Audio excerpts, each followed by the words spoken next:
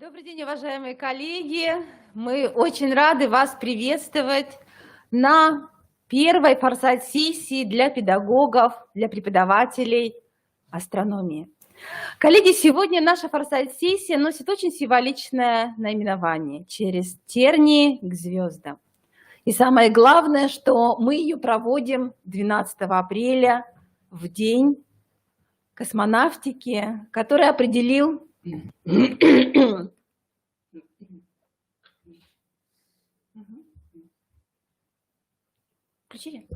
который для нас определил очень важные вехи в развитии, конечно же, современной науки, современной астрономии, современной астрофизики. Уважаемые коллеги, вас приветствует Коми-Республиканский институт развития и образования, и я передаю слово нашему модератору Марине Анатольевне Габовой. Коллеги, добрый день. Рада приветствовать вас на нашей форсайт-сессии. Сегодня мы с вами поговорим о том, как в нашей республике выстраивается система научно-методического сопровождения педагогов, учителей астрономии. Покажем примеры площадок, которые уже организовали у себя на базе обучения астрономии в рамках астрономических классов или создали в своих школах астрономические музеи. Сегодня с нами работают наши замечательные партнеры, и мне бы хотелось сейчас передать слово представителю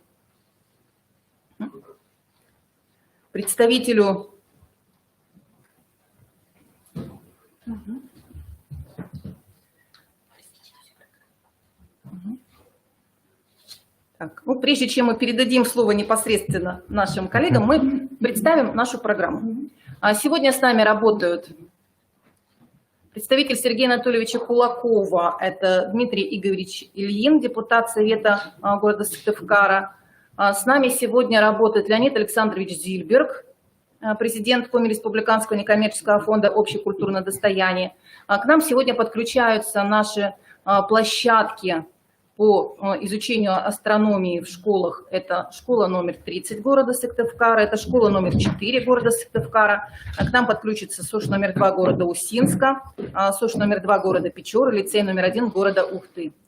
И также с нами будут работать наши партнеры, директор инженерной школы образовательной программы «Лифт в будущее», благотворительный фонд «Система» Анастасия Александровна Баос. И к нам подключается издательство «Российский учебник», которые будут представлять учебно-методические комплексы по астрономии. Уважаемые коллеги, мы представили нашу программу. Галина Владимировна. Итак, уважаемые коллеги, нам очень важно, что сегодня мы собрали, конечно же, учителей астрономии. Основная задача, которая стоит перед нашим институтом развития и образования, это формирование единого методического пространства. Коллеги, сегодня с нами работают педагоги из всех муниципальных образований нашей республики. Конечно, это очень важно, потому что именно благодаря вам мы можем выявлять высшие практики преподавания астрономии. Да, у нас есть сегодня уже школы, которые понимают, каким образом можно выстраивать методическую коллаборацию. И сегодня у нас будет уникальный пример такой коллаборации, которая сформирована уже в нашей республике. Это в Сыктывкаре, в Усинске, в Печоре. Но самое важное, конечно, что мы работаем именно благодаря тем нашим педагогам, которые сегодня понимают, что астрономия, которая входит сегодня в предметную область естественной науки, она является сегодня интегратором межпредметных связей. И, конечно, многие из вас понимают, что в рамках учебного плана астрономия включена в 10-11 классе для изучения. Но у нас есть очень интересные подходы, когда в рамках профориентационной деятельности или дополнительного образования именно преподаватели и биологии, и физики, и даже математики формируют очень интересные инновационные проекты в рамках дополнительного образования. Поэтому, коллеги, у нас самая важная задача, которая стоит перед нами сегодня, сформировать именно методическое сообщество. Да, мы планируем создать республиканское методическое объединение учителей астрономии. И мы предполагаем, что именно методическое объединение позволит решать задачи, которые стоят сегодня перед педагогами, и представлять лучшие практики преподавания астрономии, профориентационной деятельности и реализации программ дополнительного образования. Но самое главное, что методическое объединение позволит нам выйти на профессиональный диалог. Именно с вами, уважаемые коллеги, с педагогами Александром Ильичем. А значит, сегодня мы планируем не только вам представить федеральные тренды преподавания астрономии, а с вами и поразмышлять, и включить вас в профессиональный диалог. Каким образом сегодня мы можем выйти на те образовательные результаты, которые необходимы нам для того, чтобы в рамках стратегии научно-технологического развития Российской Федерации мы понимали, что астрономия – это уникальная наука, которая сегодня дает возможность развивать те универсальные учебные действия, которые позволят нашим обучающимся стать великими инженерами, учеными и действительно через тернии к звездам вырабатывать, рассматривать, выходить на решение очень важных научных, образовательных и методических задач. Итак, коллеги, сегодня форсайт-сессия, а значит, это пространство для открытого диалога между федеральными экспертами, республиканскими экспертами и вами, уважаемые коллеги. У нас есть возможность задавать вопросы нашим коллегам, которые принимают участие в форсайт-сессии. Мы очень рады, что вместе с нами работают действительно сегодня, мы считаем, инициаторы проекта и те, кто в дальнейшем готов работать вместе с нами по продвижению проектов в области профориентации и дополнительного образования. Да, времени у нас будет не так много, 2 часа, но я думаю, что эти 2 часа, они будут действительно очень профессионально полезными, коллеги, для вас. Сразу хочу сказать тем, кто нас будет смотреть в офлайн режиме, что у вас будет возможность, просмотрев данный материал, обратиться в наш институт и с вопросом, и с предложением, коллеги, выйти на следующую уже форсайт-сессию с выработкой каких-то важных решений. Поэтому, коллеги, форсайт-сессия – это сессия для выработки решений. Итак, коллеги, что очень важно, что мы открываем нашу сессию с выступления Алексея Алексеевича Новикова, даже не выступление, а обращение. Да. Алексей Алексеевич Новиков, я думаю, что коллеги все его прекрасно знают, это член правления, генеральный директор Международного общественного фонда поддержки авиации и космонавтики, авиационно-космического фонда. Алексей Алексеевич Новиков действительно любит нашу республику. Много проектов уже в течение последних 3 лет совместно с республикой было воспроизведено. К сожалению, Алексей Алексеевич не смог к нам присоединиться очно, но у нас есть обращение к вам, уважаемые коллеги, педагогам Республики Коми. Я передаю слово Дмитрию Игоревичу Ильину, который тоже стал непосредственным участником нашей форсайт-сессии с важным, интересным обращением к нам, уважаемые коллеги, к педагогам и методическому сообществу. Дмитрий Игоревич. Да, добрый день, уважаемые участники форсайт-сессии. Я, к счастью, да, даже своему недавно буквально узнал, что я буду принимать участие, да, в нашей форсайт-сессии, и хотел бы перед началом, да, всего мероприятия зачитать письмо династии летчиков-испытателей Новиковых.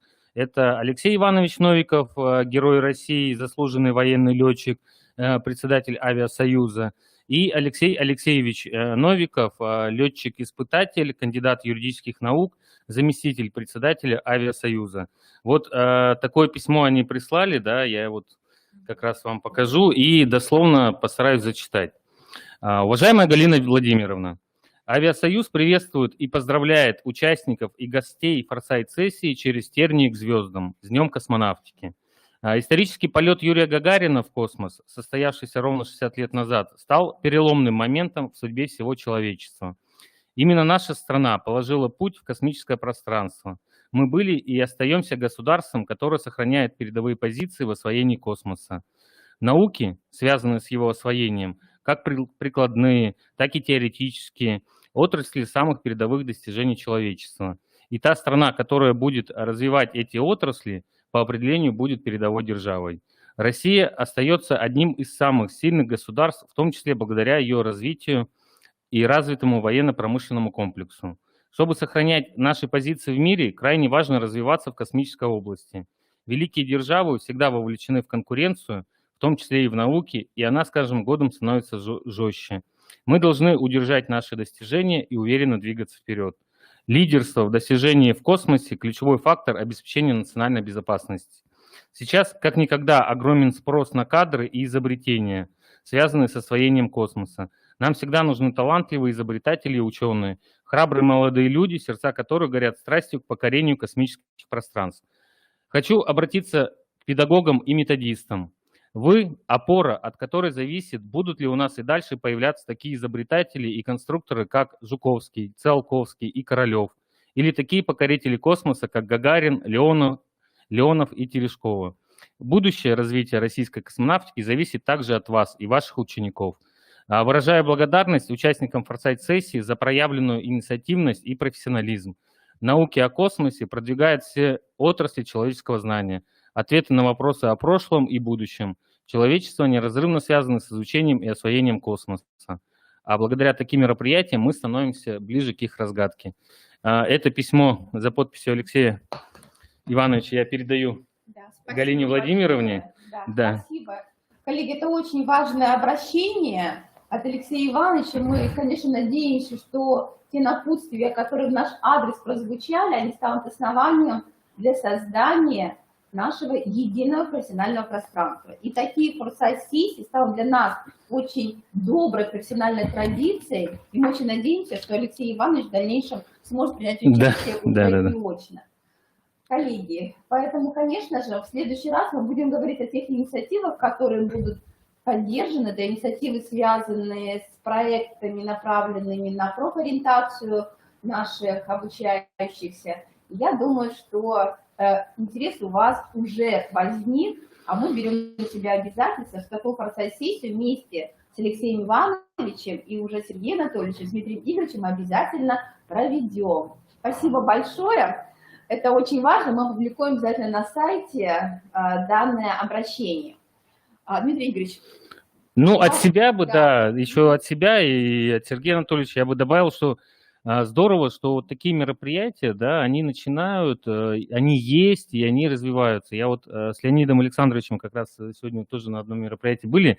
Если бы у меня в детстве, да, в школе был бы такие предметы, был бы такой музей, да, который сейчас развивается у нас, то, может быть, и моя судьба немножечко по-другому сложилась, да, и тогда бы глаза горели там переориентироваться. Но вообще здорово, да, что есть педагоги, есть заинтересованные люди, у которых и сердце болит, и душа болит, да, на развитие всех таких предметов, как астрономия, как изучение чего-то нового, неизведанного, да, ну и плюс обобщение опыта уже наработанного. Спасибо вам. Спасибо. Тоже очень важное напутствие, коллеги. Мы понимаем, что именно практический опыт, который будет представлять Леонид Александрович, коллеги из Сыктывкара, из Усинска, Печоры, действительно сегодня демонстрируют, что возможности организации и астрономических классов, и реализации проектов, они сегодня являются уже профессиональной реальностью. Поэтому, коллеги, одна из задач, которую мы перед собой ставили, это представить лучшие практики, сегодня обязательно будет уже решена. Но мы решили, что прежде чем все-таки представить профессиональную коллаборацию, которую будет освещать уже Леонид Александрович, мы вас погрузим в особенности преподавания астрономии, еще раз напомним, что это учебный предмет, у которого очень много возможностей. И действительно, сегодня, когда мы проводили мониторинг, кто же преподает астрономию, мы увидели, что кадровая палитра, она такая разнообразная, и действительно у многих коллег сегодня есть профессиональная потребность и в повышении квалификации, и в серии методических семинаров, которые будут посвящены новым подходам преподавания астрономии. Но в то же время проекты профориентации, они тоже в центре нашего внимания. Поэтому с точки зрения идеологии, именно методической идеологии, Марина Анатольевна Габов, наш проректор, по научной методической работе представит вам небольшой материал, но важный с точки зрения перехода уже к нашим лучшим практикам. Марина Анатольевна, вам слово. Благодарю за такую содержательную вступительную часть. Мы приветствуем всех, кто еще к нам подключился, коллеги. И действительно погрузим вас сначала в ту проблематику, которая существует сегодня в процессе преподавания астрономии. Мы с вами знаем, что астрономия – это одна из древнейших естественных наук, которая относится к областям знаний, которые получили очень динамичное развитие в 21 веке. Изучение астрономии влияет на формирование и расширение представления человека о мире и о Вселенной в целом. А современная астрономия – это фундаментальная наука, основная цель которой заключается в том, чтобы мы могли глубже понять, как устроен окружающий мир и почему он оказался устроенным именно так. Базой для понимания нам служат физические представления о материи и о ее различных проявлениях. При этом стоит отметить, что проверка и развитие фундаментальных физических теорий осуществляется не только посредством лабораторных исследований, но и астрономических наблюдений. Ведь именно в глубинах космоса мы с вами можем наблюдать вещество в его экстремальных условиях, которые мы не можем достичь в наших земных условиях, в наших земных физических лабораториях. И именно там, в глубинах космоса, реализуются крупномасштабные процессы, которые мы не можем воспроизвести на Земле. Но при этом мы можем наблюдать эти процессы на Солнце, на звездах или в межзвездном пространстве. Можно сказать, что Вселенная выступает для нас в качестве такой большой, огромной физической лаборатории, которая позволяет нам наблюдать, изучать явления, недоступные для исследования в земных условиях. Таким образом, астрономия неразрывно связана с фундаментальными направлениями физики и других наук, а ее достижения отражают общий уровень научного развития цивилизации. Концепция преподавания астрономии содержит следующие задачи развития астрономического образования, над решением которых сегодня мы с вами начинаем совместно работать. Это, во-первых, модернизация содержания и создание новых учебно-методических комплексов, технологий и методик преподавания. Это создание астрономических кабинетов в образовательных организациях и оснащение их оборудованием. Сегодня мы с вами увидим уже конкретные примеры, как это можно сделать и реализовать в своей образовательной организации. Это мониторинг и создание системы информационных ресурсов высокого качества. Это создание системы доступного дополнительного астрономического образования. Это формирование образовательной среды астрономического просвещения. Это регулярное обновление содержания с учетом достижений астрономии и космонавтики. Это обеспечение системы углубленного изучения предмета. И две очень важные задачи, над решением которых мы именно сегодня с вами работаем, это развитие профессиональных сообществ преподавателей астрономии, организация сетевого взаимодействия, и это обеспечение качественной подготовки, переподготовки и повышения квалификации преподавателей. Напомним нормативное основание изучения астрономии. Прежде всего, конечно, это федеральный государственный образовательный стандарт среднего общего образования, который отмечает, что в учебном плане учебный предмет астрономия входит в состав предметной области естественной науки. Это примерно основная образовательная программа среднего общего образования, в которой обозначено примерное количество часов на преподавание этого учебного предмета, который составляет не менее 35 часов, рассчитанных на 2 года обучения. При этом организации могут использовать различные варианты включения учебного предмета астрономии в учебный план. Это может быть 1 час в неделю в 10 классе, может быть 1 час в неделю в 11 классе, может быть 1 час в неделю во втором полугодии 10 класса и 1 час в неделю в первом полугодии 11 класса. А может быть и такой вариант, как 2 часа в неделю в одном из 4 полугодий 10 или 11 класса. Федеральный закон об образовании в Российской Федерации говорит нам о том, что образовательная организация может самостоятельно осуществлять перераспределение часов внутри учебного плана в рамках нормативов учебной нагрузки, может определять модель изучения учебного предмета астрономии, может использовать сетевую форму освоения учебного предмета и применение дистанционных образовательных технологий. Но при этом мы с вами понимаем, что самым оптимальным возрастом для начала изучения астрономии является возраст 10-12 лет, это 4-6 класс. Да? потому что именно в этом возрасте у ребят появляется интерес к изучению различных астрономических объектов, и уже появляется возможность понимания этих процессов, которые происходят в мегамире. Поэтому мы можем осуществлять образовательную деятельность в рамках курсов неурочной деятельности, да, и можем сформировать в школе астрономический кружок, проводить в нем занятия. А также рекомендовано осуществлять обучение в рамках элективных курсов, например, таких как мир астрономии, либо астрономический калейдоскоп, тайны космоса, азбука созвездий и другие. А сегодня мы с вами как раз увидим, какие возможности закладывают учебно-методические комплексы издательства «Русское слово» для того, чтобы по-разному можно было включить изучение астрономии в различных возрастных периодах.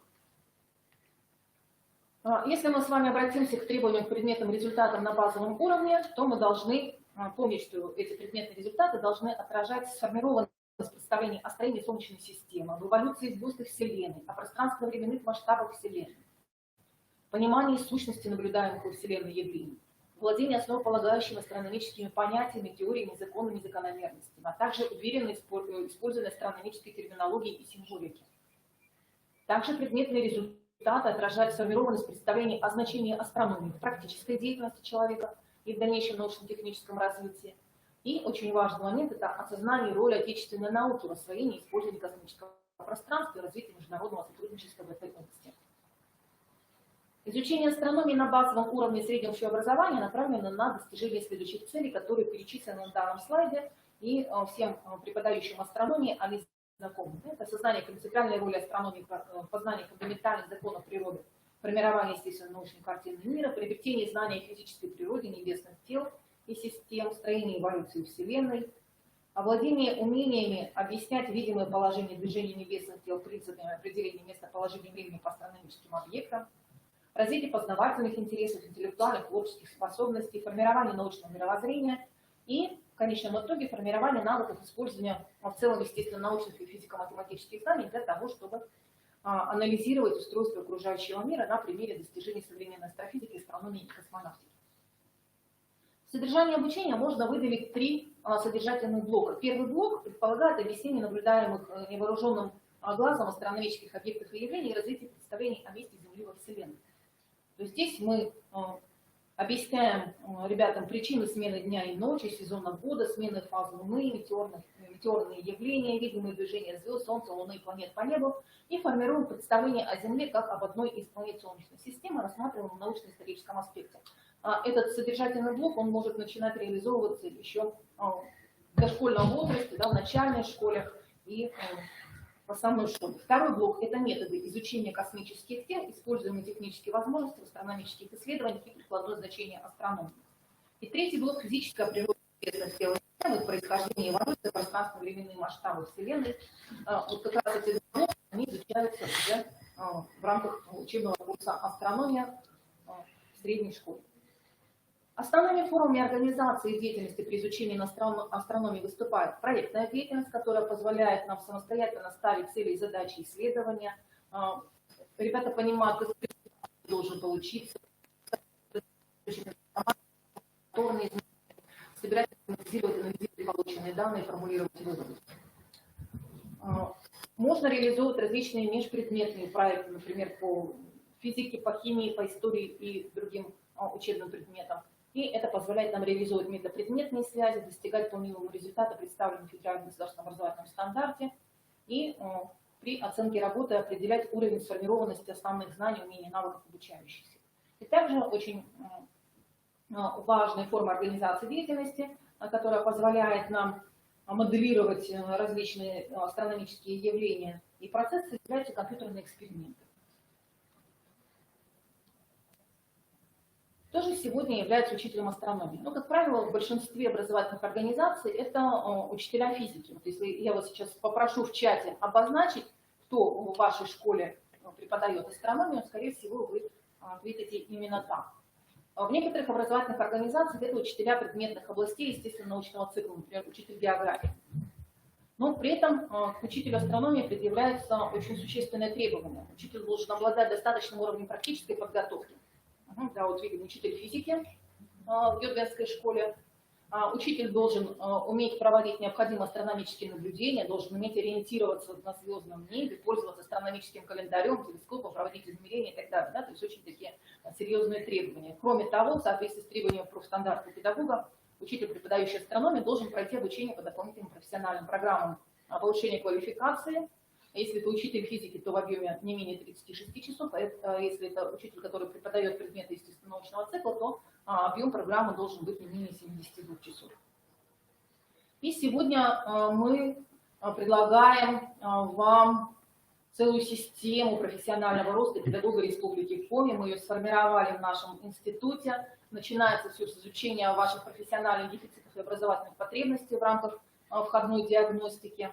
Далее идет реализация программ повышения квалификации и профессиональной переподготовки на уровне формального образования. Затем, переходя на уровень неформального образования, мы предлагаем вам участие в различных открытых онлайн-курсах, участие в работе методических объединений, в семинарах, вебинарах.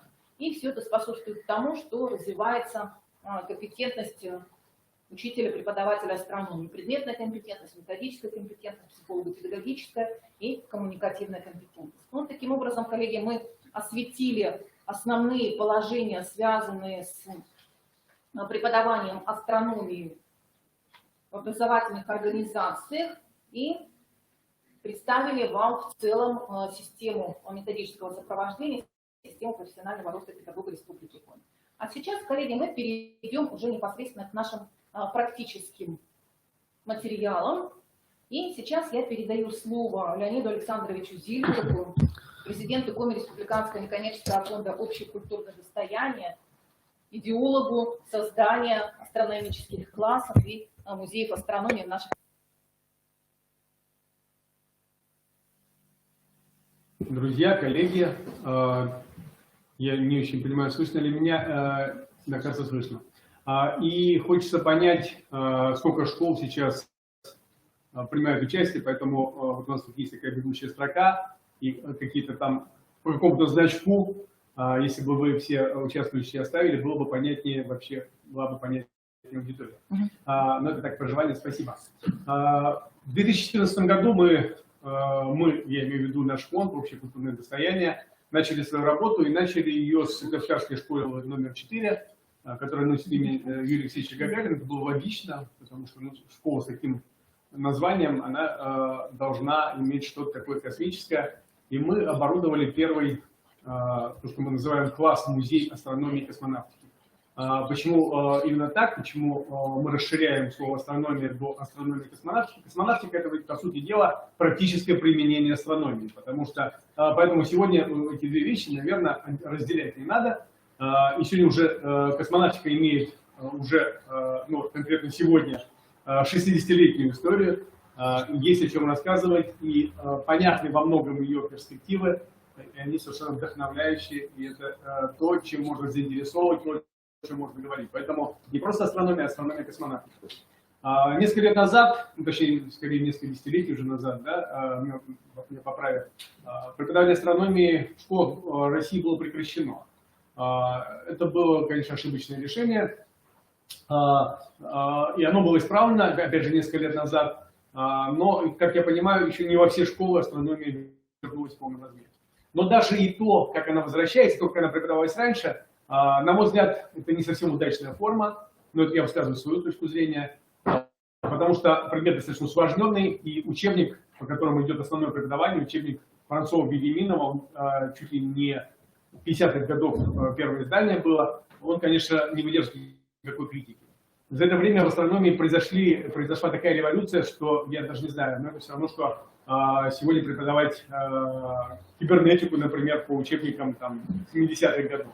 Это совершенно нерелевантно, и поэтому есть, конечно, я видел в некоторых школах более современные учебники, и это радует. Кроме того, как здесь говорилось, совершенно правильно, в первую очередь, возбудить, создать интерес у учащихся к предмету. И это лучше делать в более раннем возрасте. Называлось 4-6 класс. Я бы сказал, все-таки с учетом сложности предмета, это может быть 7-8 класс. Но, конечно же, не те выпускные классы, когда ЕГЭ становится самым главным вопросом для всех буквально и учителей, и родителей и учеников. Факультативное преподавание, таким образом, вот та цель, которая нами ставилась. И для этого мы оборудовали класс. Класс был буквально так сказать, полностью сделан. То есть там мы поменяли окна, сделали затемнение, мы купили интерактивную доску, мы купили очень хороший серьезный телескоп, сделали экспозицию, витражи. В общем, получился класс-музей. И что особенно приятно, он заработал и с тех пор стал аккумулировать подарки, потому что регулярно проводятся разные мероприятия. И что я, кстати, рекомендую всем тем, кто открыл такие классы музея позже. Чем больше вы будете звать гостей, тем больше будет у вас подарков. А подарки бывают иногда очень интересные, очень ценные. И тем самым музей очень хорошо пополняется. Поэтому сегодняшняя экспозиция в средней школе номер 4, она превосходит первоначальную там, просто уже в разы. То же самое можно делать повсеместно. Поскольку речь идет, в общем-то, о таком дополнительном образовании, то я считаю, что очень важны авторские методики. И здесь я, конечно, не могу не порекламировать Раису Дмитриевну Сниткову, учителя 4-й школы, которая, в общем, творчески подходит к предмету и готова своими методическими наработками делиться со всеми педагогами, которые вот здесь присутствуют, и которые у нас есть специальный чат.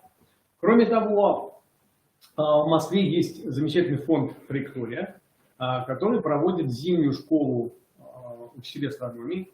Она очно бывает, ну, в обычные годы она очно, последние 2 года она, естественно, она заочная. Но вот в этом году несколько учителей прошло это обучение. И я думаю, что это очень полезно, потому что это как раз вот современные подходы к преподаванию астрономии.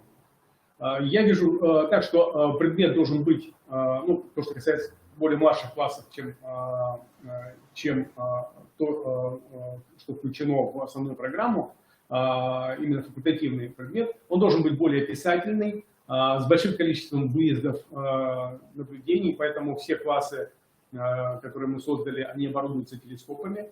С большим количеством поездок, это дорогостоящая история, и здесь, конечно, нам нужны спонсоры. Мы надеемся, что удастся какую-то сводную группу свозить в разные места. Вот был как-то у нас выезд в Звездный городок, очень хочется посетить Байконур. Я веду переговоры с Бюроканской обсерваторией, многие знают, ну, преподаватели астрономии должны знать, она связана с именем академика Барцумяна, это в Армении, и это очень крупный телескоп в очень удачном месте, потому что, как вы знаете, ну, все, кто связан с астрономией, знают, что главный враг астрономии, изучения звездного неба, это облачность, и поэтому очень важно проводить наблюдения в таких местах, где облачность редка, и где можно почти круглый год вести эти наблюдения. Это обычно высокогорная местность, вот обсерватория в Бюрокане одно из таких хороших мест. В общем, вот как я вижу это и как мы это стараемся продвигать, это такой предмет, который в первую очередь должен возбуждать интерес учащихся большим количеством поездок, большим количеством посещений каких-то музеев. У нас в Кирове есть очень интересные места астрономические, у нас есть интересные места астрономические в Санкт-Петербурге. И понятно, что это все требует какого-то участия и родителей, и учителей, и спонсоров. Но тем не менее перспектива очень хорошая. У нас сейчас уже 6 действующих школ и 7-я в процессе. И это, в общем, уже некая критическая масса, которая позволяет проводить серьезные олимпиады, серьезные мероприятия межшкольные и выходить на уровень, на российский уровень. Вот такая сверхзадача, чтобы у нас появились российские олимпиадники, чтобы у нас появились лауреаты, может быть, каких-то международных и российских мероприятий астрономических. И для этого я призываю всех педагогов очень активно взаимодействовать, активно соревноваться, потому что именно в конкуренции, вот такой вот иногда жесткой, рождаются как раз таланты, которые пробиваются к каким-то будущим успехам. И всех я поздравляю с праздником.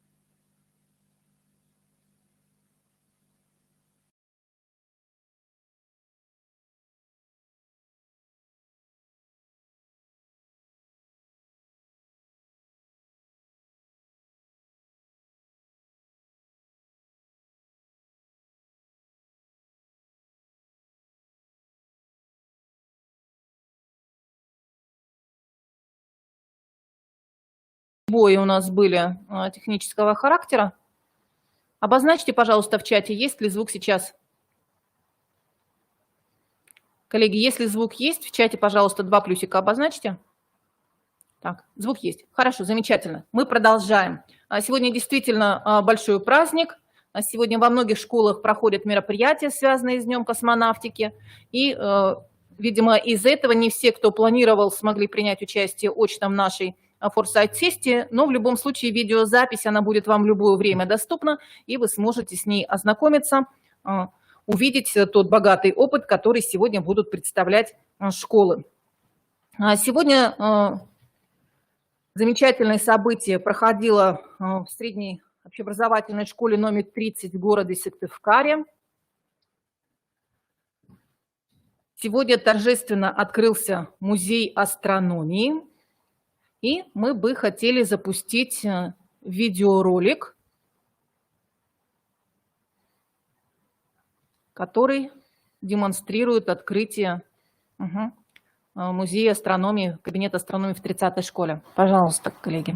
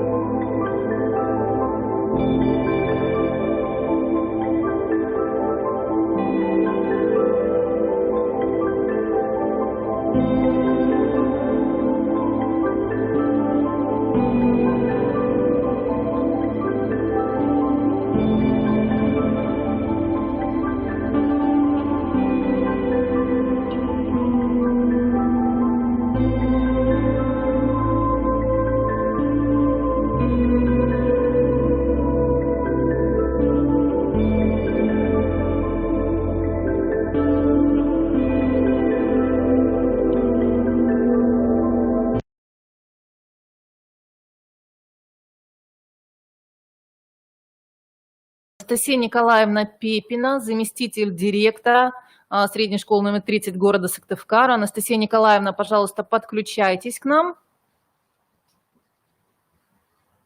Анастасия Николаевна Пепина, школа номер 30 города Сыктывкара. Школа, в которой сегодня открылся музей астрономии. Анастасия Николаевна.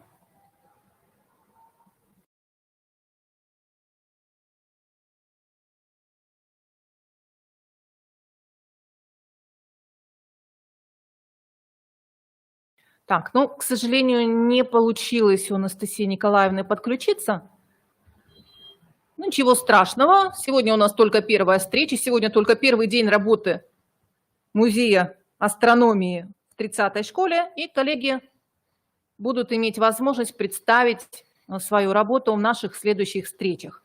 А мы с вами переходим в среднюю общеобразовательную школу номер 4 с углубленным изучением отдельных предметов города Сыктывкара. Эта школа уникальна тем, что именно здесь открылся первый астрономический класс в Республике Коми. И Раиса Дмитриевна Снеткова с нами на связи. Мы смотрим видео из школы номер 4 города Сыктывкара. Пожалуйста. Здравствуйте, меня зовут Раиса Дмитриевна Снеткова. Я руководитель регионального музея астрономии и космонавтики при школе номер 4. Наша школа была построена в 1961 году, в год полета в космос первого человека Вселенной. И наш первый директор Никитин Михаил Иванович вместе с учителями нашей школы отправили Юрию Алексеевичу Гагарину письмо с просьбой разрешить называть нашу школу Гагаринской школой. И согласие это было получено. Открытка с автографом Гагарина – самый ценный экспонат нашего музея. Она находится здесь. Наш музей располагает большим количеством экспонатов. У нас есть модели ракет, советских ракет, российских ракет, американских.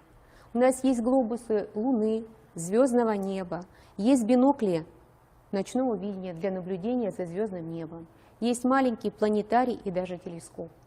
У нас есть кусочки Сихотэ-Алинского метеорита, есть выставка, небольшая выставка монет. У нас есть автографы многих космонавтов, в том числе Алексея Леонова, Кубасова, Гречка, болгарского космонавта Иванова. На открытии нашего музея, которое состоялось в 2014 году, приезжал космонавт Роскосмоса Иван Викторович Вагнер. Он очень интересно рассказал нашим ребятам о своей работе, о том, как трудно стать космонавтом, сколько нужно тренироваться. Наш музей постоянно пополняется какими-то сувенирами, подарками. Учителя нашей школы бережно сохранили журналы, газеты выпуска 1961 года, которые они сохранили и передали в наш музей. В нашем музее также имеется бюст Гагарина, который все это время до открытия нашего музея находился в кабинете нашего первого директора Никитина Михаила Ивановича. А дальше давайте посмотрим на следующий стеллаж. На этом стеллаже находится выставка значков выпуска 1961 года. Здесь есть фотографии, которые подарила нам первая летчица Коми Республики Дубровская Галина Анатольевна, которая является также выпускницей нашей школы. Эти фотографии она сделала сама при встрече с первыми космонавтами в Москве. Здесь у нас есть шевроны, которые нашиваются на космические скафандры. Их подарили космонавт Шкаплеров, который побывал в нашем музее в 2019 году и тоже очень интересно рассказал о своей профессии. У нас есть марки, значки, открытки, буклеты. Наши ребята каждый год участвуют в различных конкурсах и организуют эти конкурсы для учащихся разных школ и республики. Мы провели много мероприятий и конкурсов. Из последних это конкурс, который проводился для учащихся 7-8 классов «Открываем космос». В этом турнире приняли участие 33 команды из школ города и республики. Мы проводили также астрономический марафон для учащихся старших классов. В нем принимало участие 33 команды. Свои разработки мы отправили в музеи астрономии и космонавтики Ухты и Печоры, с тем, чтобы они провели такие же конкурсы в своих городах. А во время весенних каникул волонтеры нашего музея, ребята-старшеклассники, провели конкурсы для учащихся 1-4 классов. Это были конкурсы загадок на космическую тему, вопросы по Солнечной системе. Ребята с удовольствием складывали из отдельных вырезанных букв слова, такие как скафандр, космонавт и первый космический корабль «Восток-1». Они узнали на игре о том, что находится на Луне, есть ли горы на Луне и вода, какого цвета на Луне небо. Можно ли на Луне подпрыгнуть в 3 раза выше, чем на Земле, а может быть даже и в 6 раз. Конкурс прошел очень весело, интересно. Все остались очень довольны. И я думаю, ребята, вы можете узнать очень много о строении нашей Солнечной системы, окружающем мире, с уроков астрономии, которые будут у вас в старших классах, а возможно, вы придете к нам в гости.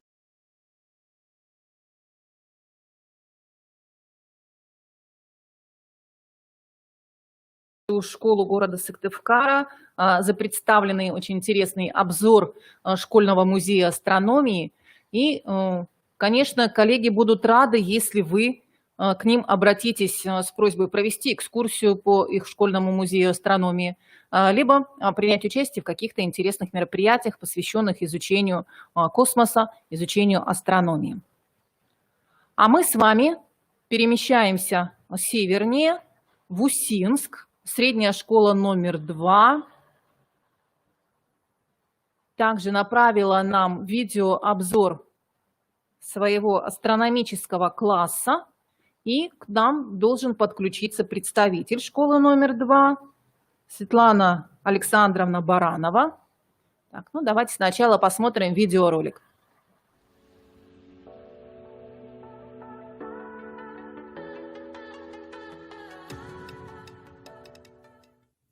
Добрый день. Меня зовут Баранова Светлана Александровна. Я являюсь руководителем школьного музея космонавтики. Еще в древности возникла наука астрономия, занимающаяся изучением строения и движения небесных космических тел. Ученые, наблюдающие за движением небесных тел, делающие открытия в области астрономии, это астрономы. В древности астрономы наблюдали небо невооруженным глазом, а позднее появился телескоп. У нас тоже в музее есть телескоп, есть бинокли.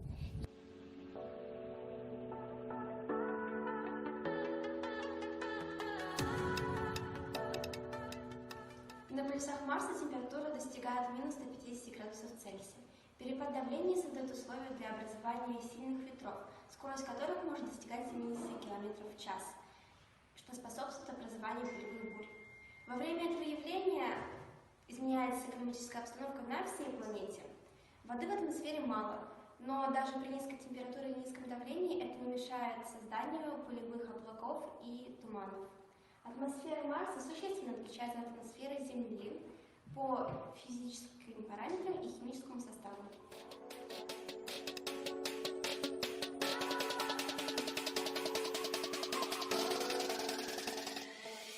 Интерес к Марсу в значительной степени всегда был связан с надеждой обнаружить на этой планете жизнь. Красноватый окрас объясняется присутствием оксида железа, известного на Земле минерала как лимонит. Средняя температура на поверхности Марса минус 60 градусов Цельсия и крайне редко бывает положительной.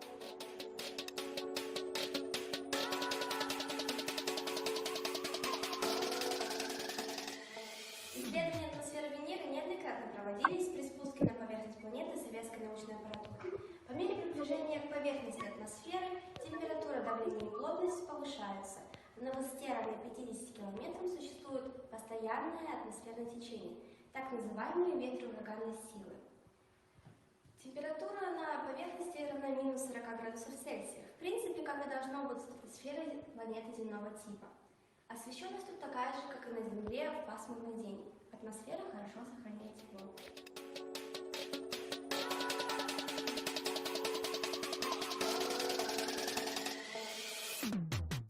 А мы продолжаем нашу экскурсию. Здесь вы можете видеть планеты земной группы. Это Меркурий, Венера, Земля и Марс, расположены в порядке удаления от Солнца со своими основными характеристиками. Самая близкая к Солнцу – планета Меркурий. Она во многом похожа на Луну, лишь немного превосходит в размерах.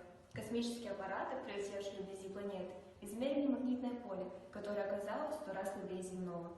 Венера по массе и размерам почти одинакова с Землей.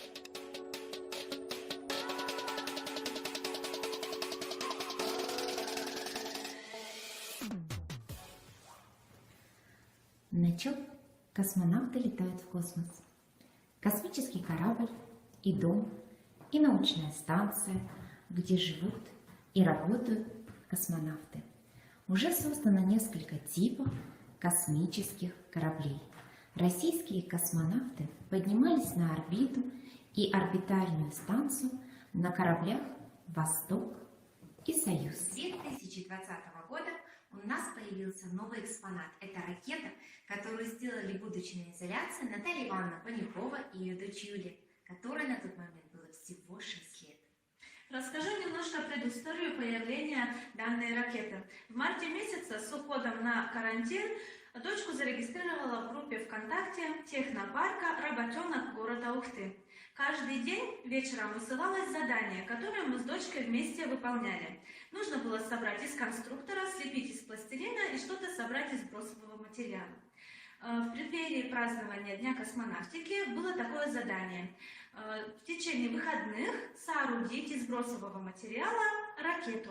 Недолго думая, из балкона мы достали коробки, различные пластмассовые детали и за выходные соорудили вот такую ракету. Ракета очень красивая и большая получилась, дома она занимает много места, и мы решили, что пусть она занимает место в музее нашей школы, музее космонавтики. Спасибо большое. Наталья Ивановна является учителем нашей школы.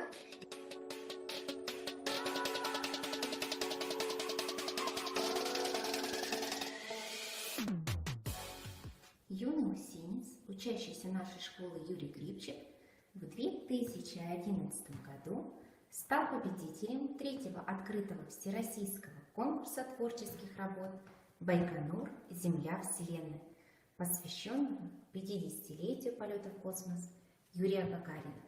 Работа ученика 4 класса была признана лучшей в номинации «Декоративно-прикладное творчество». Для награждения Юрий был приглашен на космодром Байконур. Сказал: поехали, Гагарин, ракета в космос понеслась. Вот это был рисковый парень. С тех пор эпоха началась. Эпоха странствий и открытий, прогресса, мира и труда, надежд, желаний и событий. Теперь все это навсегда. Наступят дни, когда пространство кто хочет сможет бороздить. Хоть на Луну, пожалуй, странствуй, никто не сможет запретить. Вот будет мир, но все же вспомним, что кто-то первый полетел. Майор Гагарин, парень скромный, открыть эпоху он сумел.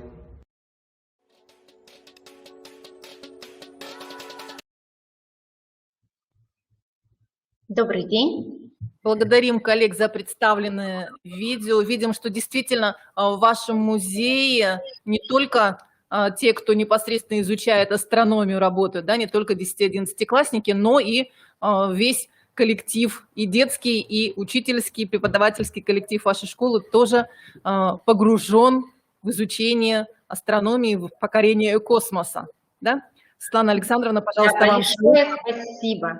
Мы еще достаточно молодые, нам всего год, но мы открылись как раз в феврале, и потом в рамках пандемии надо было что-то придумывать. С детками решили уже, вот как вы видите, и начальное звено каким-то образом задействовать. Сначала это были просто конкурсы, допустим, рисунков, а уже в этом году мы смогли освоить с детьми профессию экскурсовода. И вот вы видите, как раз детки старшего звена, они себя уже пробуют в качестве экскурсоводов.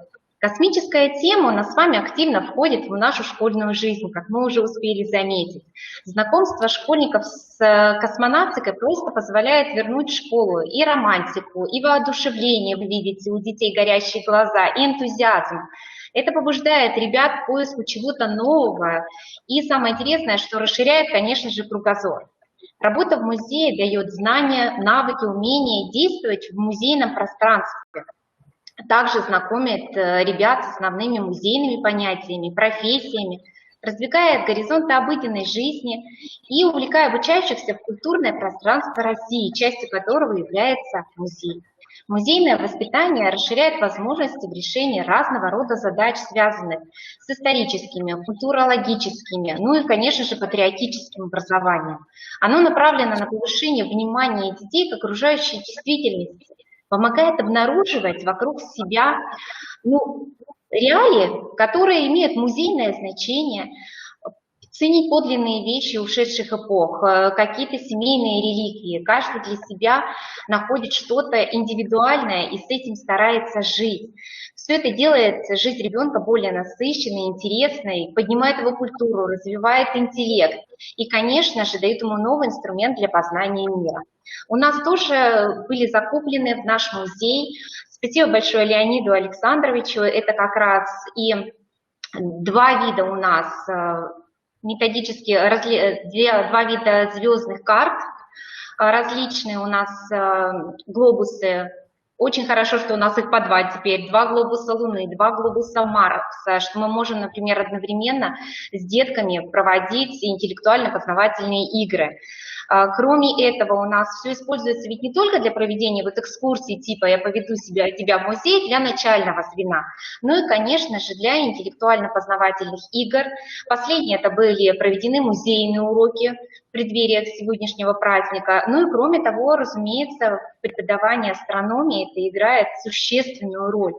То есть либо, уже скажу человеческим языком, либо на пальцах нужно что-то было показывать, либо сейчас мы имеем колоссальную возможность именно повысить уровень интеллекта детей при изучении данного предмета. Кроме этого, нам очень хорошо помогает программный модуль «Интерактивная физика» серии «Интеллектуальная школа», который прямо дает возможность реального космического путешествия. Поэтому иногда мы задействуем еще и компьютерные классы. Ведь нынешние учащиеся, вот когда получают какие-то знания Вселенной, они ведь просматривают просто какие-то фильмы различные с космическим содержанием. А играя в компьютерные игры, они ведь тоже не задумываются, что на самом деле реально это просто может не существовать само по себе. То есть они не могут выйти в открытый космос и остаться потом живыми. На физике это сказать одно. А если еще у нас есть астрономия, прямо доказать на предмете, почему это невозможно, объяснить с точки зрения науки, это безумно приятно и интересно. У нас с вами только ведь научные знания, и в том числе преподавание астрономии, способны вернуть наших деток в реальный мир. И это вот очень приятно. Приглашая детей на мероприятия, вы правильно сегодня сказали, что можно разбудить реальный интерес к предмету. И это надо делать вот когда 4 класс, 5, 6, пока им еще интересно. То есть когда детки и начальное звено они уже смотрят, и когда чуть попозже они могут рассказать, как это происходит. Особенно это потом облегчает нам преподавание физики. А я являюсь преподавателем и физики, и астрономии в нашей школе. Поэтому спасибо вам большое, слова благодарности, с праздником. Спасибо, Светлана Александровна. Скажите, пожалуйста, готовы ли вы взаимодействовать с другими школами вашего города и, может быть, республики? Приглашаю конечно, группы мы состоим, да. А готовы ли вы делиться вот своим опытом, своей методической практикой с учителями Республики Коми? Обязательно. Можно создать методическую базу, где бы все разработки у нас были в одном месте, чтобы учителям не искать, без проблем. Спасибо, коллеги. Вот мы уже с вами начинаем работать над созданием нашего методического сообщества, сообщества учителей астрономии, и у нас уже есть активные люди, готовые делиться своими наработками, в том числе и наработками в плане взаимодействия обучающихся в пространстве музея астрономии. Спасибо большое, коллеги. Если у вас есть вопросы к Светлане Александровне, предложения какие-то, вы можете в чате обозначить, можете во вкладочке «Вопросы» их написать. Я думаю, что такой богатый опыт, который буквально за год уже накоплен этой образовательной организацией, он должен получить свое распространение и в других школах Республики Коми. Коллеги, вопросы, пожалуйста, пишите. Светлана Александровна с нами еще на связи, она готова будет в чате на них ответить, а мы с вами движемся дальше, и мы перемещаемся в Печору, школа номер 2. Направила нам тоже видеопрезентацию своего астрономического класса, прошу прощения, Оксана Михайловна Романцева. Пожалуйста. Подключаем видео. Города Печоры. Приветствую вас. В кабинете физики. Благодаря личному вкладу Леонида Александровича наш кабинет наполнился замечательными пособиями. Уроки стали ярче и разнообразнее. Открылся кружок астрономии, и звезды там стали чуточку ближе. Любите астрономию. Изучайте звезды. Покоряйте воздух. Удачи!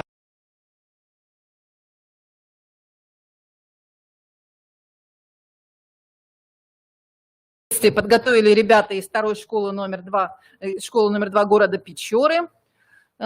Сегодня к нам должен был присоединиться еще лицей номер 1 города Ухты. Коллеги, если вы все-таки смогли выйти с нами на связь, пожалуйста, подключитесь. Лицей номер 1 города Ухта. Ну, к сожалению, не получилось у коллег подключиться к нашему сегодняшнему мероприятию. Но я думаю, что в наших следующих встречах они обязательно примут активное участие и продемонстрируют нам свой школьный музей и свой астрономический класс. Коллеги, мы завершаем блок представления площадок. Леонид Александрович, есть ли у вас еще какое-нибудь завершающее слово по этому блоку? Нет, спасибо. И тогда, коллеги, мы переходим с вами дальше. Сегодня уже мы говорили о том, что изучение астрономии в школах дает возможность выстраивать различные программы, связанные с профориентацией ребят.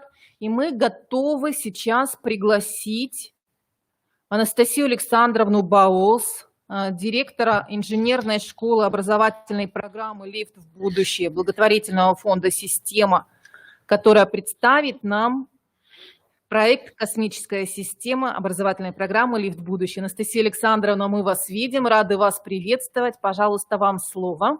Здравствуйте, коллеги, как меня слышно? Слышно хорошо. Отлично.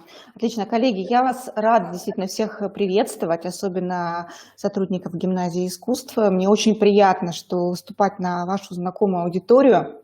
И хотела я действительно познакомить вас с тем проектом, который я в настоящее время участвую, который в настоящее время участвую в его продвижении.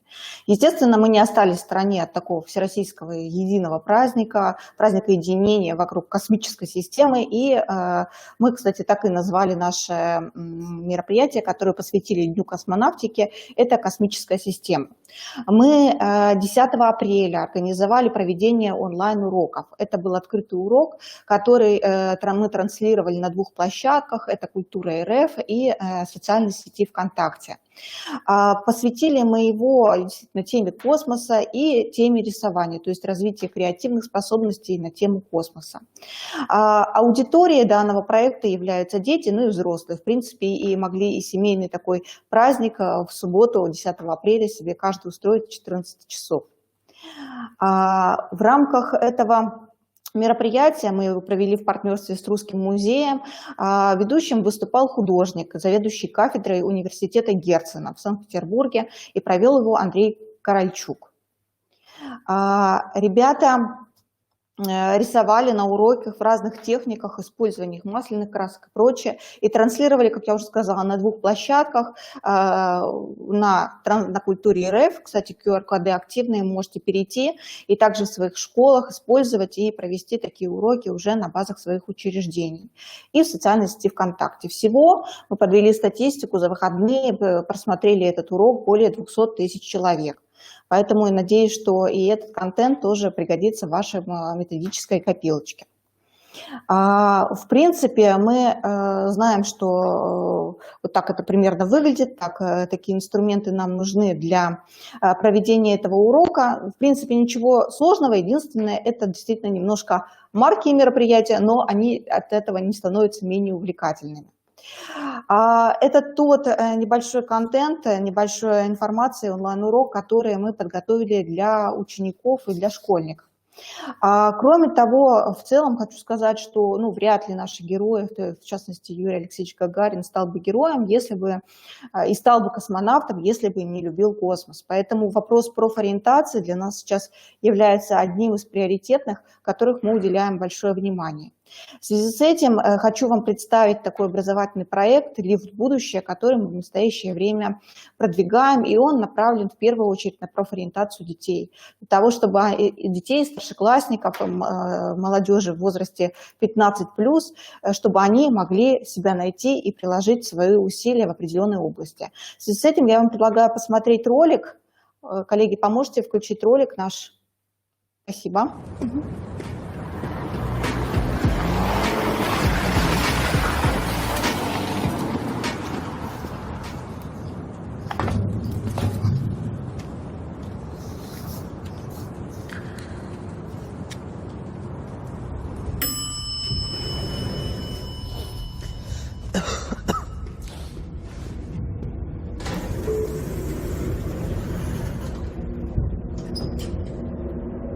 Меня зовут Денис Дорохов. Я простой человек, пою в душе, ненавижу будильники и всегда мечтал поменять фото в паспорте. Потом я понял, что дело не фотография, а в моем лице. В старших классах я решил стать адвокатом. Но не потому, что на мне хорошо сидели костюмы деда. На самый верх. Я запал на фильм «Правосудие для всех». Месть Пейн.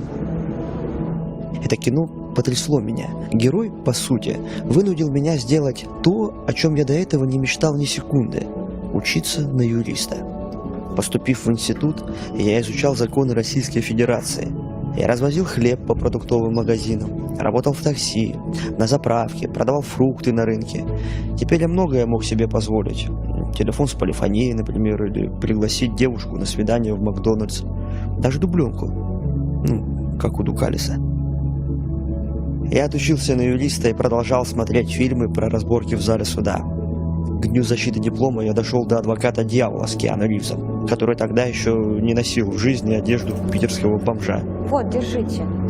Это в глаза. Спасибо. Работая юристом в компании, где все мечты сбываются, я наконец-то перестал задавать себе вопрос: а где мои деньги? Где мои деньги? Деньги у нас. Что? Деньги у нас.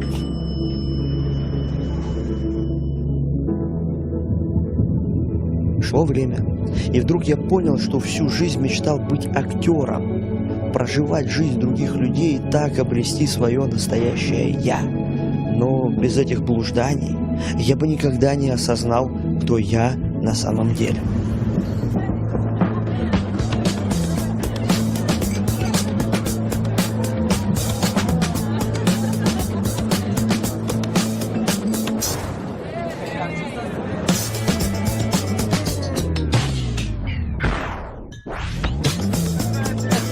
Привет. Опа. Зазор.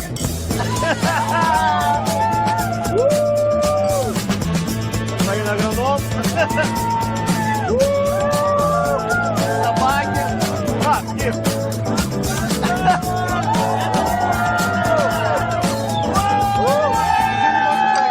Да, конечно. Слушай, а как столько людей приехало на одном лифте? У нас просто много лифтов. Ты посмотри какой. Подержи, пожалуйста. Подожди. Пойдем. Пойдем. Подходим. Ну что, друзья, я думаю, счастье — это поиск, а не просмотр жизни какой-нибудь популярной звезды, под фотографией которой можно поставить лайк или злобный комментарий. Решайтесь быть собой. Это трудно, но это лучше, чем быть кем-то. Пока! Пока!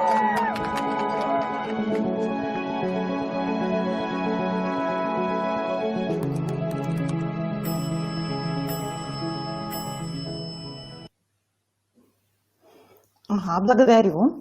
В этом как раз ролике представлены те предприятия, те компании, которые входят в активы нашей корпорации. Таким образом, мы имеем достаточно разноплановые отрасли, которые они представляют. И в соответствии с этим все эти компании нуждаются в молодых кадрах, которые через какое-то время тоже выйдут на рынок труда и уже будут работать в высокотехнологичных компаниях, таких как МТС, Озон, вы видели, Сигежа группы и многие другие. Поэтому наша задача в первую очередь помочь ребятам влюбиться либо в профессию, либо в отрасль, либо в технологии, которые помогли им привести к определенной цели и быть счастливыми в жизни. Что мы предлагаем в рамках нашего проекта? Это профориентацию, это возможность пройти обучение и биржу стажировок и вакансий. На сегодняшний день, это с момента того, как мы запустились, это было 18 ноября 2020 года, у нас уже более 110 тысяч пользователей. Размещено более 400 вакансий от 14 активов группы. Что мы предлагаем в рамках проекта «Лифт будущее»? Это, естественно, онлайн-платформа, которую вы можете найти по адресу lift-bf.ru.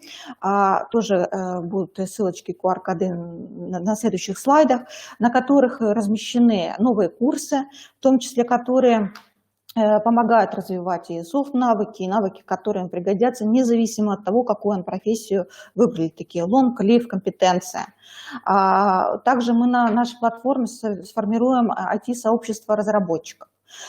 Мы ведем активную работу, офлайн работу с вузами и школами, а также с вузами и СПО.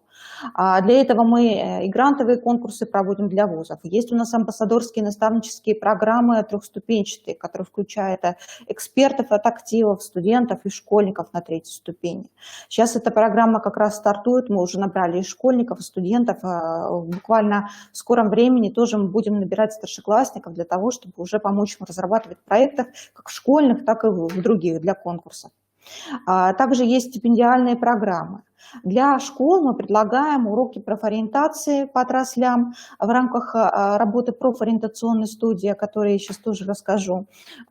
И, соответственно, проводим всероссийские профориентационные уроки. Последний такой урок состоялся 18 марта. Я благодарю тоже ваших школьников, которые тоже приняли активное участие в данном мероприятии. Всего у нас было финалистов и участвовало в финальном испытании более 620 из всех регионов России. Более 20 финалистов были из Республики Коми. Вот. Общий охват данного мероприятия у нас составил более 25 тысяч школьников и более 5 тысяч учителей. Также мы готовим отраслевые мастер-классы, воркшопы, которые мы уже готовы опробировать, возможно, даже в мае, на базе школы 26-й города Воркуты и на базе Усинской школы номер 5. Что мы предлагаем и почему именно тема профориентации стала у нас для школьников основной? Потому что многие все-таки школьники уже не доверяют, в качестве, так как являются подростками, не доверяют авторитетному мнению родителей, а все-таки ищут мнение на стороне и в первую очередь доверяют школе. Хотя я понимаю, что не все школьные педагоги могут быть компетентны проконсультировать, либо дать конкретные указания, либо помочь школьникам сориентироваться. Поэтому мы, зная о таком запросе, мы подготовили контент для школ, которые тоже готовы передать без проблем. И, соответственно, мы сделали это в формате такой профориентационной студии для старшеклассников. Как я уже сказала, это 15+, 15-18 лет. Мы предлагаем обучение педагогов, оно краткосрочное, оно проходит в режиме онлайн, и мы передаем и предоставляем доступ к методическим материалам всем школам-участникам, независимо от того, делаем мы на их базе профориентационной аудитории, либо просто предоставляем контент, который уже педагоги используют в рамках внеурочной работы. Основные направления, которые мы рассматриваем, какие отрасли, мы более так детально и подробно на основе лонгридов, документальных фильмов, квизов прорабатываем. Это телеком и IT, это леспром, это фармацевтика, это ритейл, это финансы и банкинг, агропром и другие.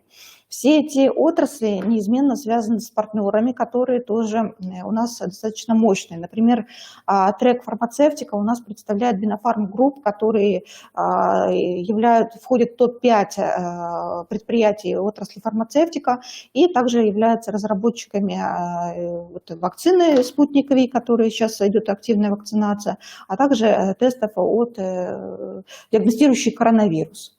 Многие отрасли, например, строительство, представляют у нас эталон. Это крупные застройщики в Москве, Питере и в больших регионах, миллионников. Леспром – это большой тоже отрасль, который представляет Сегежа Групп, которая ориентирована в основном на экспорт. Телеком и IT – это основной бизнес-партнер, это МТС. А финансы, банкинг, МТС банк и многие другие. Поэтому наша программа, которая может быть легко встроена в неурочную часть вашего общего учебного плана, составляет 18 академических часов, которые вы проведете с ребятами в достаточно интересном, таким геймифицированной форме. Вот как раз как тот QR-код, который ведет на нашу платформу. И сразу проанонсирую, что обучение педагогов ближайшее, которое после него мы обязательно предоставим доступ каждому педагогу, пройдет 22 апреля.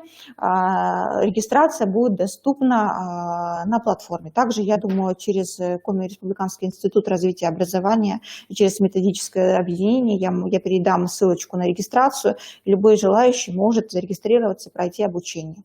Соответственно, потом интегрировав в методический контент в свои учебные планы. Какова же структура и что мы предлагаем, да, более конкретно, хоть у нас наша встреча не носит детального характера, но я бы хотела проговорить, что это первое очное занятие с методическим гидом, который мы полностью предоставляем, с 2 документальными фильмами об отрасли, о технологиях, о профессиях, компетенциях. Также второе самостоятельное изучение лонгрида, который также размещен на платформе Live Будущее. И второе очное занятие – это такая концептуальная командная викторина, которая тоже педагог получает в записанном MP4 формате и проводит. Задача педагога только подсчитать баллы. Самая важная цель, которую мы преследуем, это познакомить ребят с теми отраслями и теми технологиями и стартовыми профессиями, которые сейчас есть потребность в высокотехнологичных компаниях, в частности, АФК-системы.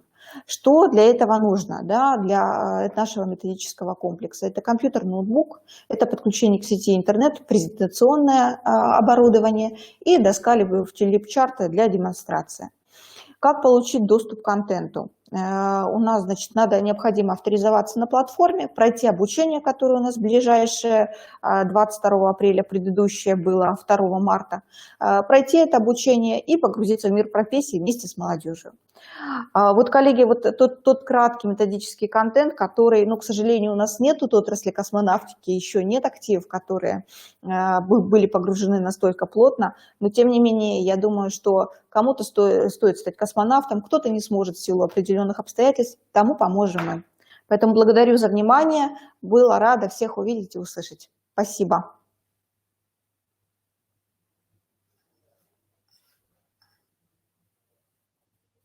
Вас за такое очень содержательное выступление. Я думаю, что коллеги заинтересовались и той платформой Live Будущее, которую вы представляете, и теми профориентационными проектами, которые предлагает ваша платформа. И, конечно же, я думаю, что мы с вами будем непосредственно взаимодействовать, и коллеги тоже подключатся к вашей платформе и будут проводить на ней профориентационные мероприятия для своих обучающихся. Коллеги, если у кого-то есть вопросы к Анастасии Александровне, вы можете задать их в чате, вы можете задать их на вкладочке «Вопросы», можете написать непосредственно Анастасии Александровне на ее электронный адрес, вот вы его видите сейчас на экране на презентации. И мы, конечно, будем продолжать наши встречи, связанные и с вопросами профориентации ребят. Ну, а сегодня мы продолжаем рассматривать те аспекты, которые связаны с изучением школьной астрономии. Одна из важнейших задач, которую мы с вами озвучивали, которая ставится к концепции преподавания учебного предмета астрономия, это обновление учебно-методических комплексов, обновление технологий преподавания. И сегодня с нами работает коллектив издательства «Русское слово», непосредственные авторы учебно-методических комплексов, связанных с изучением астрономии. И сейчас мы с вами познакомимся с учебно-методическим комплексом, носящим название «Первый шаг во Вселенную». Представит Ольга Анатольевна Силютина, заместитель директора АНО ДПО «Образование. Русское слово». Издательство «Русское слово» представляет учебное пособие по астрономии «Первый шаг во Вселенную», автором которого является Страут Евгений Карлович. Пособие предназначено для организации внеурочной деятельности в основной школе в 5 и 6 классах. Книга будет интересна не только ученикам основной школы, но и младшим школьникам. Она откроет юным читателям удивительный, многообразный и загадочный мир астрономии. Ребята узнают, как изменялись представления человека об окружающем мире и устройстве Вселенной от древности до сегодняшних дней. В первой главе юные исследователи выяснят, зачем люди стали смотреть на звезды, что собой представляет Вселенная и как знания звездного неба помогли изобрести календарь, почему в году 12 месяцев, а в сутках 24 часа, как звезды помогали ориентироваться на суше и на море при дальних плаваниях. Узнают об основных линиях на глобусе Земли и с помощью него научатся определять свое местоположение. Во 2 главе наши юные астрономы узнают, сколько звезд они могут увидеть на небе, зачем придуманы созвездия, подробно познакомиться с созвездиями Большая и Малая Медведицы. На практике научатся определять, как движутся звезды на небе. Познакомиться с подвижной картой звездного неба и с помощью нее научатся определять, какие звезды видны ночью, смогут испытать остроту своего зрения, разглядывая звезду Алькор. Узнают, чем земной глобус отличается от небесного. Смогут смастерить простейший самодельный планетарий. Увидят, как располагаются звезды в созвездии Ориона и смогут поучаствовать в конкурсе, кто лучше нарисует и назовет новое созвездие. 3 глава посвящена Солнечной системе. Ученики узнают, что собой представляет гелиоцентрическая и геоцентрическая системы мира. Более подробно узнают, как расположены планеты Солнечной системы, попробуют почувствовать скорость вращения Земли, изготовят модель маятника Фуко и проделают опыты с волчком и велосипедным колесом. В теме «Как заметить движение Луны» наши ученики познакомятся с фазами Луны, смогут смоделировать подвижную схему движения Луны и выяснят причину смены лунных фаз, а также на опыте смогут определить, почему мы видим только одну сторону Луны. Глава 4 посвящена Солнцу. Ученики узнают причину смены времен года, выяснят, как Солнце освещает Землю в дни летнего и зимнего солнцестояния и почему в дни весеннего и осеннего равноденствия день равен ночи. На опыте смогут увидеть, как в данный момент Земля освещается Солнцем.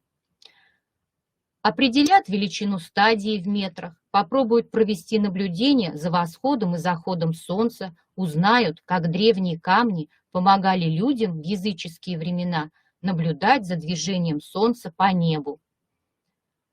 Смогут определить направление полуденной линии, а также научатся по подвижной карте звездного неба определять времена года. На опыте ответят на вопрос, почему весной снег раньше тает на крышах и склонах. В теме «Как раньше определяли время по Солнцу» ученики познакомятся с различными солнечными часами и смогут смастерить простейшие самодельные солнечные часы самостоятельно, а затем сделать с одноклассниками карманные солнечные часы. Узнают, как астрономия научила людей ориентироваться на местности и смогут запомнить простой прием, как ориентироваться по Солнцу, выучив короткое стихотворение.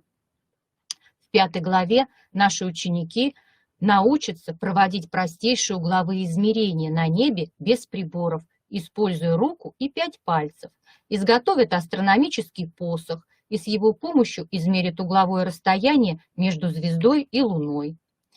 Объяснят петлеобразное движение планеты, узнают, как астрономы измерили земной шар и выяснят, почему так сложно изобразить Солнечную систему, учитывая расстояние от планет до Солнца.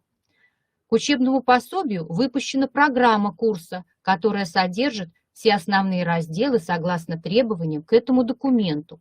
В содержании программы, помимо теоретических вопросов, вошел перечень учебных понятий, персоналей, сформулированы основные образовательные идеи, метапредметные умения и предметные результаты обучения, которые планируется достичь при изучении конкретной главы.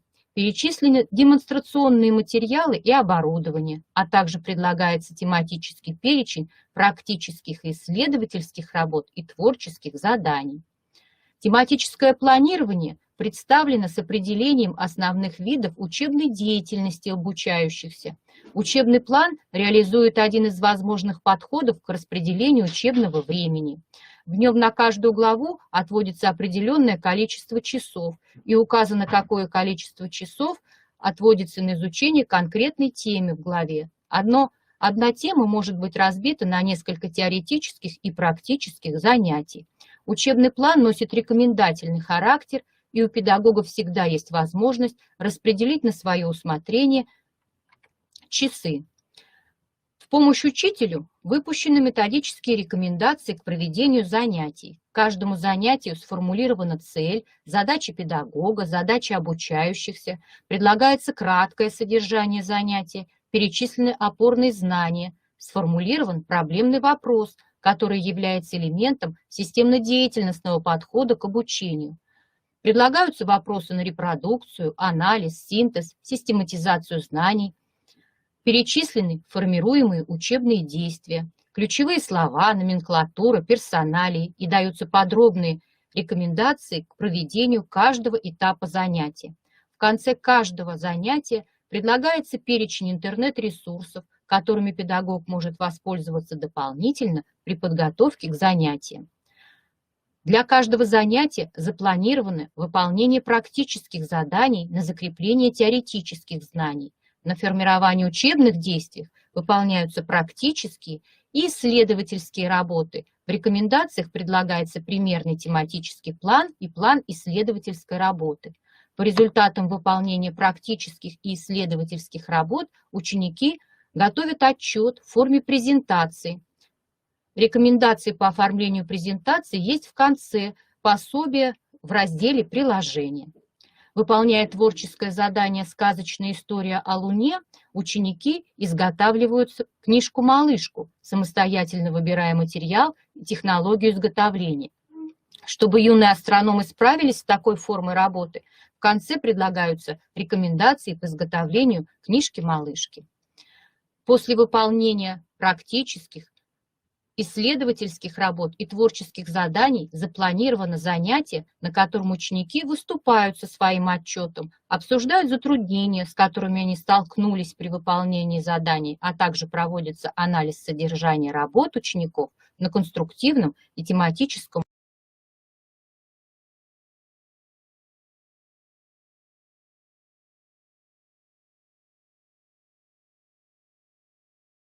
Наших партнеров из издательства «Русское слово» за предоставленные материалы об учебно-методическом комплексе, который вы можете использовать в своей образовательной практике в организации внеурочной деятельности по астрономии для того, чтобы привлекать интерес ребят, обучающихся 5-6 классов, к изучению этого очень интересного, важного, полезного предмета. Коллеги, мы с вами близимся к завершению нашей сегодняшней форсайт-сессии. Мы с вами понимаем, что сегодня перед нами стоят важные задачи. Задачи, связанные и с обновлением содержания учебного предмета, и с обновлением технологий его преподавания. Мы с вами сегодня увидели примеры организации образовательной среды в виде астрономических классов, в виде музеев космонавтики в наших образовательных организациях. Коллеги, мы вам сегодня представили наших партнеров, которые могут помочь вам в организации вашей образовательной среды, в ваших образовательных организациях. Леонид Александрович Зильберг, президент Коми Республиканского некоммерческого фонда «Общекультурное достояние». Мы видели примеры тех образовательных организаций, которые уже оснащены с помощью этого фонда. И вы всегда можете обратиться в этот фонд для того, чтобы вам помогли реализовать образовательную среду изучения курса астрономии в ваших образовательных организациях. Мы сегодня познакомились с очень интересным проектом «Лифт в будущее», который позволяет организовать профориентационную работу в образовательной организации. Мы увидели новые разработки учебно-методических комплексов. И, конечно, перед нами стоит важная задача объединения наших усилий с тем, чтобы сформировать единое методическое образовательное пространство для нас с вами, для педагогов Республики Коми. Я думаю, что каждый из вас, особенно те, кто преподает реально астрономию в образовательных организациях, будет рад вступить в Республиканское методическое объединение учителей астрономии. Будет рад делиться своими наработками. И вот мы с вами увидели уже, что школа Усинска готова с нами делиться своими методическими наработками, своими находками. Я думаю, что у нас с вами есть действительно богатые возможности для того, чтобы создавать такое сетевое взаимодействие между нашими образовательными организациями. И все это в конечном итоге будет позволять нам решать задачи, связанные с формированием единого образовательного пространства изучения учебного предмета астрономия. Уважаемые коллеги, мы будем продолжать наши встречи. Они будут носить уже более практический характер методический. И, конечно же, мы будем рады видеть вас в числе не только слушателей на этих наших встречах, но и в числе активных участников, представляющих уже свой опыт. Уважаемые коллеги, если у вас есть вопросы, вы всегда можете их задать по тем адресам, которые здесь указаны. Вы всегда можете обратиться в наш Центр развития общего образования, воспитания и социализации личности, который является как раз той структурой в нашей республике, которая организует методическое сопровождение педагогов по всем образовательным предметам. Коллеги, на сегодня мы завершаем нашу встречу, нашу форсайт-сессию. Если у вас еще остались вопросы, вы можете задать их во вкладочке «Вопросы», либо в чате нашего мероприятия. Леонид Александрович. Всего доброго. Рад был всех видеть и слышать. До свидания. До свидания, уважаемые друзья.